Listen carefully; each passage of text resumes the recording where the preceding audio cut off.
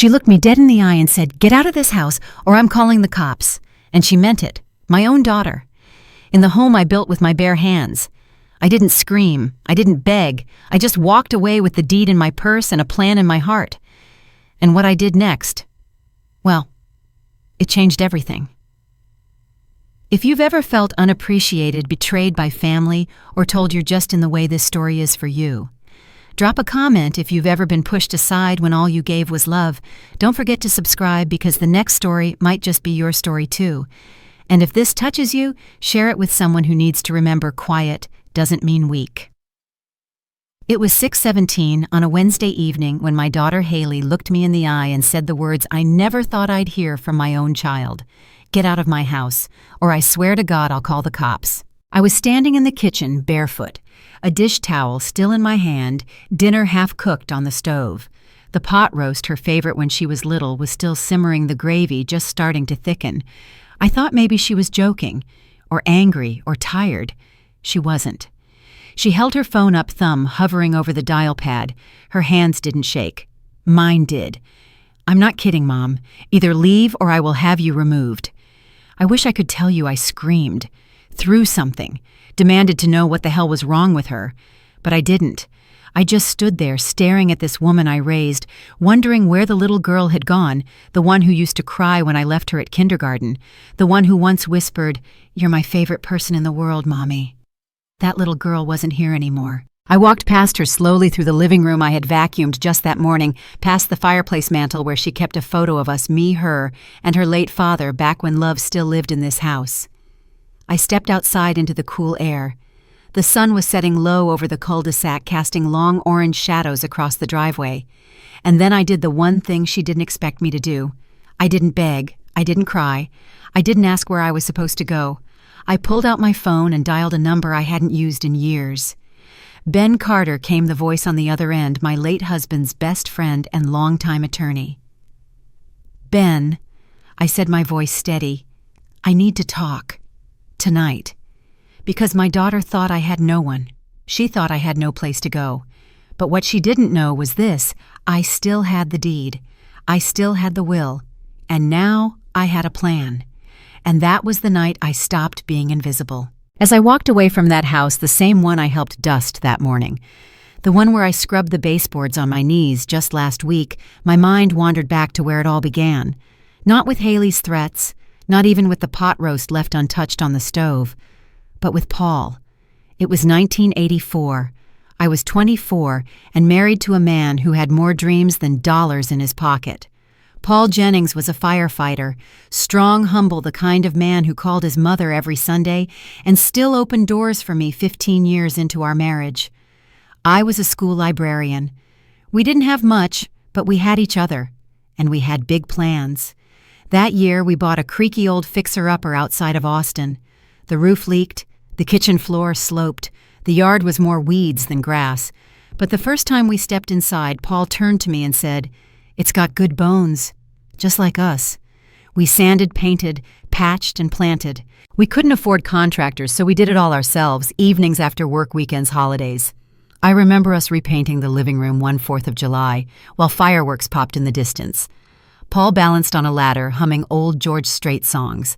I painted baseboards in my overalls, while Haley, only 5, then danced around barefoot on a drop cloth, her cheeks smudged with sky blue. That house didn't just shelter us, it grew with us. It held birthday parties, scraped knees, spilled spaghetti. It was where Haley took her first steps and where Paul took his last breath. In 2010, after his cancer diagnosis, we converted the downstairs den into a bedroom. He couldn't climb stairs anymore. I made soups from scratch, read to him on stormy nights, held his hand when the morphine couldn't numb the pain. He passed away in that room on a warm spring morning with the windows open and the scent of honeysuckle drifting in from the backyard. I stayed in the house for 4 more years. I couldn't bring myself to leave. His memory was in every wall, every creak of the floor. Sometimes I swore I could still hear his voice humming along to old country songs. But loneliness is a slow kind of ache. It doesn't scream. It whispers. It tells you to give in, to stop waiting for footsteps that will never come. So when Haley offered gently at first to have me move in with her and her new husband, I said yes. I thought I was walking into family again. I thought maybe I'd fill a space, help raise grandkids, cook Sunday dinners, find laughter in quiet corners of the day. I packed up the house carefully, boxing each memory like fine china. The wedding photo, the recipe cards, Paul's old flannel shirts. And I handed the keys to a property manager to rent it out, but I never sold it. I couldn't. That house wasn't just a place. It was proof of love, of struggle, of a life built with bare hands and no safety net. Haley never asked me if the house was still mine. Maybe she assumed I gave it up, like I gave up the master bedroom, my garden pots, my own space on the calendar. She never asked, because she never thought she'd need to. But that house, it still had my name on the deed. Every shingle, every tile, every brick mine. And now, for the first time in over a decade, I realized something. I didn't lose everything. I still had the one thing she thought I didn't a way out. Moving in with Haley and her husband felt warm at first, like stepping back into the rhythm of family. She greeted me with chamomile tea on the first night. Her husband Brandon helped carry my boxes upstairs to the guest room. It felt temporary, of course, but gentle, welcoming. That didn't last. The shift was so gradual I didn't even realize it was happening, like a tide coming in, until your feet are soaked and you don't remember when the shore disappeared. At first it was just little things. My old quilt was replaced with a sleek gray comforter that matched the house. My framed wedding photo went missing from the nightstand. I found it later, face down in a drawer. She started moving my things without asking. My slippers, my reading glasses, my knitting basket gone, as if it cluttered her perfect Pottery Barn vision of a home. I didn't say anything. I told myself it was her house, her way. I was just grateful to be with family again. But then came the rules. No cooking with onions or garlic, the smell lingers. No TV after 9, we're trying to keep things peaceful in the evening. No watering your plants on the patio, they don't fit the aesthetic. One morning I caught her rearranging my bathroom shelf. "Don't worry," she said with a bright smile. "Just tidying up. You had a lot of old stuff."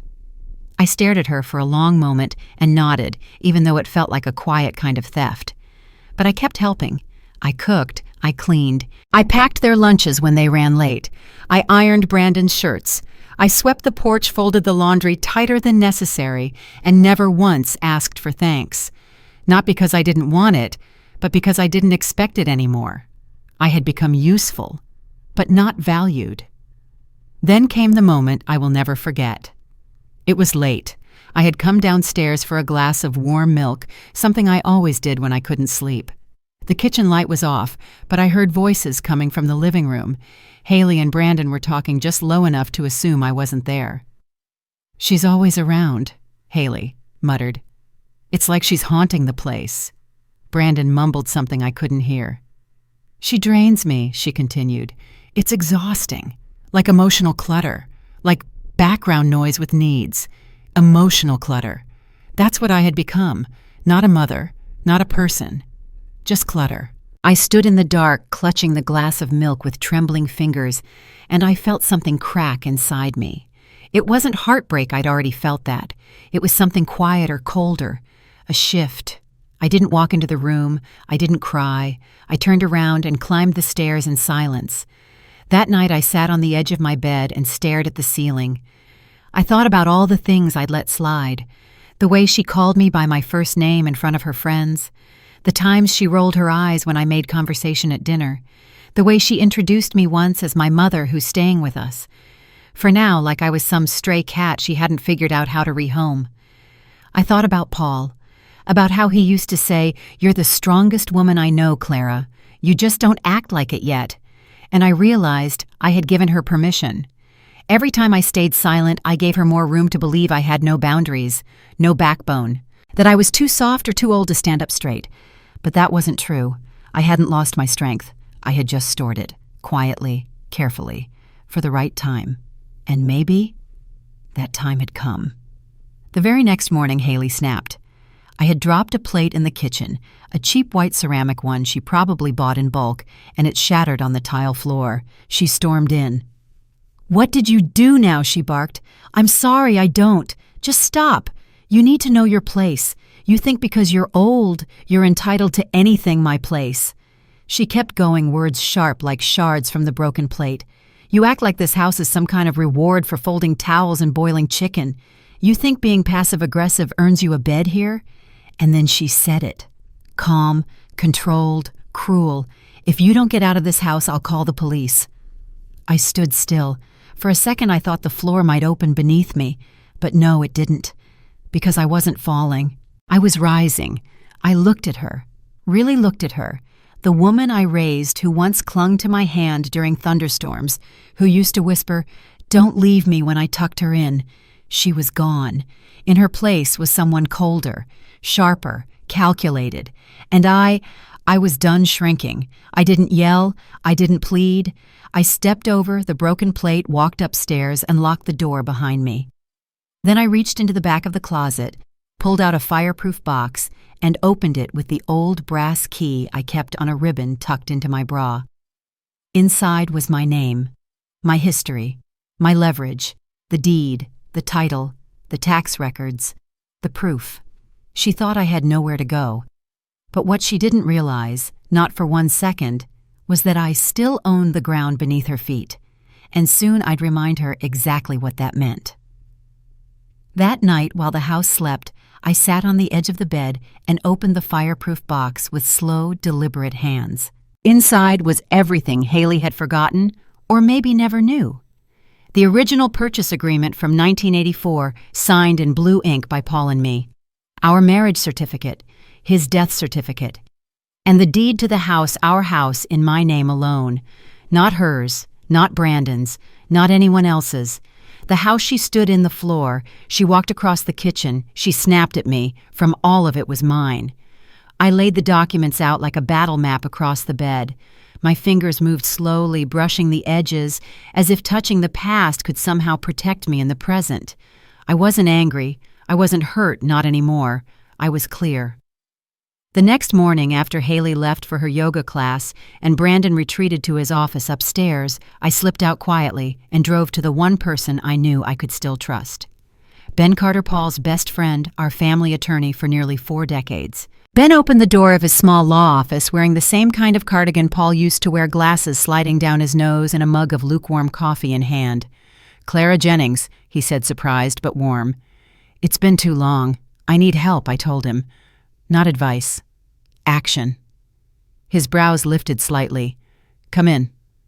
We sat across from each other at his oak desk. I laid out the deed, the tax records, the notarized title transfer from back in '84. His eyes scanned the pages with care, and when he looked back up at me, he didn't look confused. He looked relieved. "She can't touch this.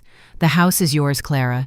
Every inch. No dispute, no loophole. I want to sell it," I said, immediately, but quietly. He leaned back. "You ready for that?" "I've been ready for a long time. I just didn't know it until now." Ben made a call that same afternoon to a local realtor. He trusted a woman named Monica Price, who'd made her name helping aging homeowners discreetly transition properties without chaos, fanfare, or drama. She met me at a cafe off Route 281 the following morning, young and sharp in a navy blazer and boots. I told her I wanted no open houses, no signs in the yard, no neighbors peeking in the windows, just serious buyers, people who respect history. "I'm not selling a building," I said. "I'm selling memories." She nodded with quiet respect. "I'll handle everything personally."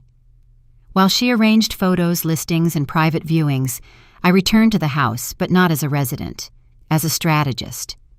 I smiled more. I folded sheets tighter. I made lemon bars for Haley's book club and let her think I was softening again, slipping back into obedience. She mistook silence for surrender. Again. What she didn't know was that the very home she strutted through in heels, where she called me passive-aggressive for keeping the blinds open during her Zoom calls, was already being prepared for sale, room by room. And then, just when I thought her cruelty had peaked, she proved me wrong. It was a Friday afternoon. She came into my room, folder in hand, voice syrupy sweet. "Mom," she began, "Brandon and I were talking about refinancing the house, just to improve equity, lower interest rates. It's common. It would help all of us. I said nothing. She smiled like she was pitching a product on morning TV. All you'd need to do is sign a few papers, just to streamline things. It doesn't change anything. You'll still live here. I held out my hand. She blinked. Let me see the paperwork, I said. There was a flicker in her eyes. Doubt, maybe fear, but she handed over the folder. I took my time. I read every line. She stood there, arms folded, tapping her nails against her sleeve. And there it was, hidden in legalese, a full ownership transfer, quiet claim deed, to her name. I looked up at her eyes, steady. No. Her smile twitched. What no, Haley? I'm not signing this. The house isn't yours. It never was. And I'm not giving it away. Her face hardened. You don't even live here, really. You exist. That's it. You don't work. You don't contribute. You don't even have a purpose here. My voice didn't rise. I cleaned your bathrooms. I cooked your dinners. I watered your roses. She laughed short and cold. So what? You think that entitles you to a house? No, I said, but the deed does. 3 days later, I received a call from my bank. They flagged a suspicious attempt to open a home equity line of credit in Haley's name using my address, forged ownership papers.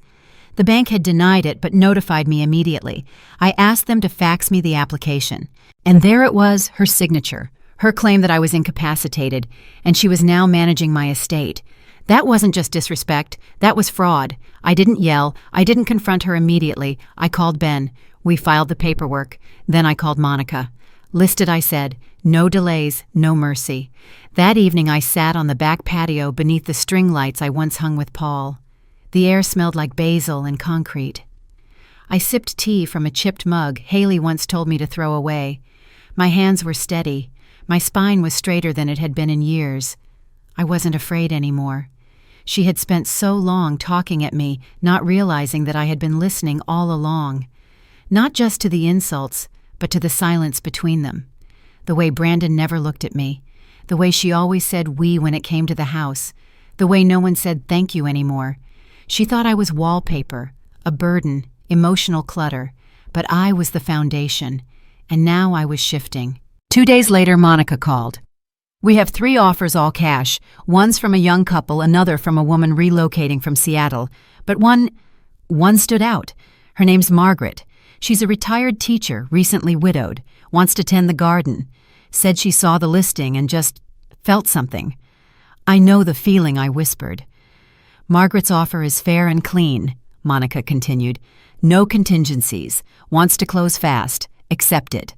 And just like that, the house that had been filled with my daughter's cruelty, my husband's laughter, and my life's quiet labor was no longer hers to command. It was mine to release. I signed the sale agreement just before sunset. Monica met me in the parking lot of a small diner off the interstate, clipboard in hand, eyes warm with quiet understanding. We didn't speak much. We didn't need to. The papers were clean, the terms final. Margaret, the widowed teacher, would take ownership in less than a week. I held the pen steadily. I didn't hesitate. And when I signed that dotted line, I felt a shift in the air, not dramatic, not noisy, but real, like something inside me had been shackled for years and had finally silently come loose. I wasn't just selling a house. I was reclaiming myself, room by room, word by word. That evening, I booked a quiet hotel room downtown, nothing fancy, just a clean room, white sheets, and a working lock on the door that I controlled. I slept for the first time in months without the weight of waiting for another insult, without the dread of walking on eggshells, without the ache of being invisible in a home I once built with my bare hands. And in the morning, I took the final step. Ben had arranged for the official transfer of ownership documents to be couriered to the address. I paid extra for it to arrive in person, in a crisp envelope with legal weight behind every page. There would be no confusion, no denial, no loophole. At exactly 8:30 a.m., while Haley was likely sipping her overpriced coffee and planning her next home decor, refresh, the doorbell rang. She opened the front door and received a certified letter, the kind that makes your stomach twist the second you see the seal. Inside was the official transfer of property deeds signed and notarized. Effective immediately, the home no longer belonged to Clara Jennings. It now belonged to Margaret Grayson, a woman who, unlike my daughter, would actually water the garden. There was also a second document, 7 days to vacate, or the new owner had the right to pursue formal eviction. And on the sender line, it didn't say Mom. It said Clara Jennings, because I wasn't her burden anymore. I was her landlord. My phone rang 27 times that day. At first, it was just her name, Haley. No voicemail, just calls, fast, frequent, frantic. Then came the texts. What did you do? Call me back. This isn't funny. We live here. You can't just... Yes, I could. And I did. I didn't block her. I just turned the phone face down on the nightstand and let it buzz into silence. For the first time, she was the one begging, and I was the one not answering. Brandon didn't say much, I heard later. Apparently, when she handed him the notice, he read it twice, folded it neatly, and said only this: I'm going to my mother's. When she tried to hand him one of the bags, he stepped back. I didn't know you went that far, he said. He got in his car and drove away. No kiss goodbye, no hug, just the sound of tires over gravel and a woman finally being left with only herself. I don't know how she spent the next 7 days. I didn't ask. I didn't watch. But neighbors did. They always do. By day 3, the rumors had spread like wildfire through the cul-de-sac. Her mom sold the house out from under her. Apparently, she forged papers. They're being kicked out. Can you believe that some whispered it with judgment, but others, especially the older women who still wore aprons and baked banana bread for church sales, whispered it with something else? Respect. Because they knew. They had seen it too, the way older women get erased in their own homes. How the hands that once rocked a child to sleep are later told, you don't belong here anymore. They knew that silence isn't weakness. It's just patience sharpening its edge. On the 7th day, Haley knocked on the glass gate of my new apartment building.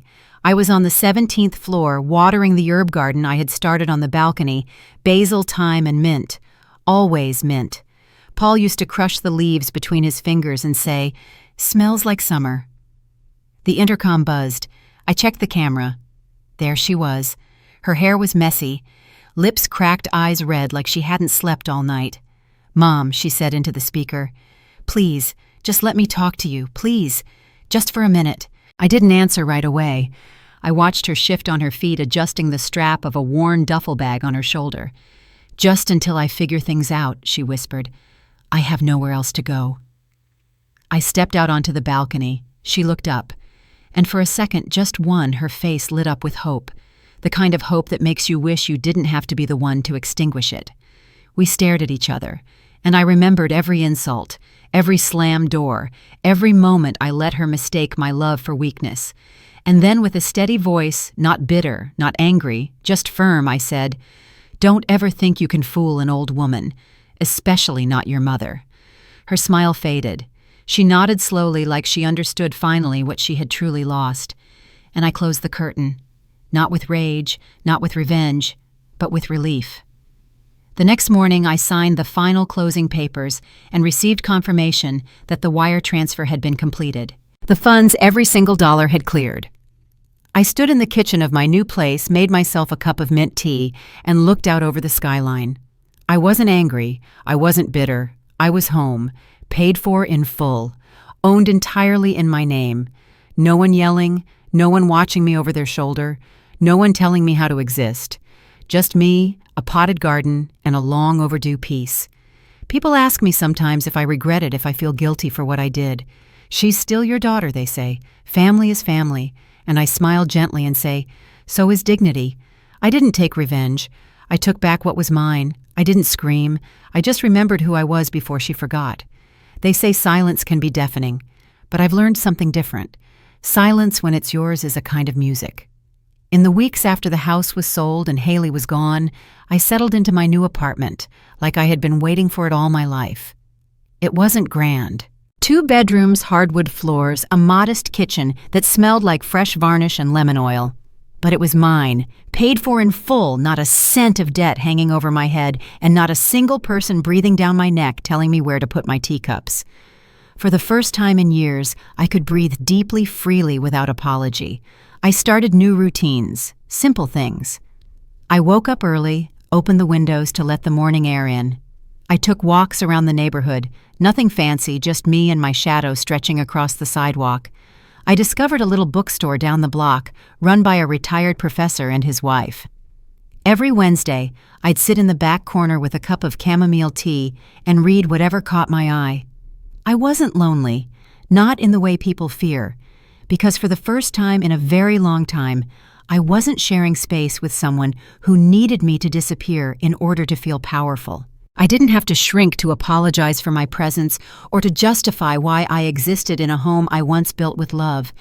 I no longer lived like a ghost in someone else's life. I was alive and living in my own chapter now.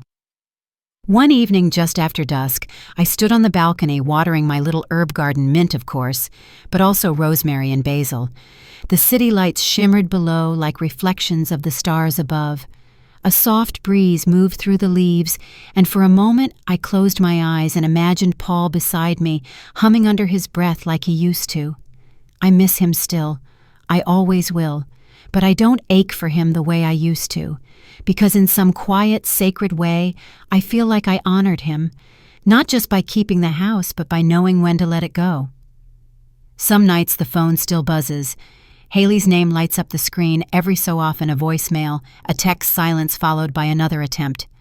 I never blocked her. I just stopped answering. Not out of spite. Out of clarity. There's a kind of forgiveness that doesn't mean returning, a kind of love that no longer requires access. People talk about reconciliation like it's the ultimate goal, like every broken bond must be mended, every grudge laid down. But that's not always true. Some breaks don't need to be repaired. They need to be respected, because trying to rebuild something with someone who never saw your worth in the first place, that's not reconciliation. That's surrender. Haley didn't just lose a house. She lost something far more permanent. She lost the version of me that begged to stay, the version of me that excused cruelty because it came wrapped in family ties, the one who folded her laundry while swallowing tears, the one who smiled at dinner even after being humiliated in front of strangers. That woman is gone. In her place stands someone older, yes, but stronger, quieter, but sharper. A woman who knows the cost of being needed but not valued, and who has decided that peace is better than proximity. A few neighbors have asked where my daughter went. I just smile gently and say, she found another place. That's enough. I don't badmouth her. I don't tell the full story, because honestly, it's not their business. And more importantly, it's not my burden to explain why someone didn't know how to treat their own mother. Some people grow up and forget who taught them how to hold a spoon, how to spell their name, how to be kind. Some people think kindness is weakness until it's no longer there. A few weeks ago, I got a card in the mail. No return address, just my name scribbled in pen. Inside was a note. I'm sorry. I really am. I didn't understand. I was angry, scared, lost. I thought you'd always be there no matter what. I didn't think you'd ever leave. I was wrong. I hope one day you'll speak to me again. Love, Haley. I stared at it for a long time. My hands didn't shake. I didn't cry. I folded it in half and slid it into a drawer, not out of anger, not out of cruelty, out of boundaries, because I will always be her mother. But I don't have to be her doormat. There's something sacred about choosing yourself, especially when you've spent decades being told your needs come last, that your silence is safer, that being the bigger person means never standing up for yourself. But let me say this, for every woman who's ever been told she's too old, too soft, too quiet. You are not too late. You are not too small. You are not a burden. You are allowed to choose peace, even if that peace means walking away from the very people you once would have given your life for, especially when they've already taken the best years of it. Now when I sip my tea on the balcony, I don't think about revenge. I think about how far I've come. I think about how much strength it takes to leave with your head held high, to say no with grace, to say nothing and still mean everything. And I think about the day I stood barefoot in the kitchen, dish towel in hand, while my daughter threatened to call the cops on me in the house I built with my husband, with my hands, with my heart. That was the day I stopped shrinking. That was the day I remembered who I was.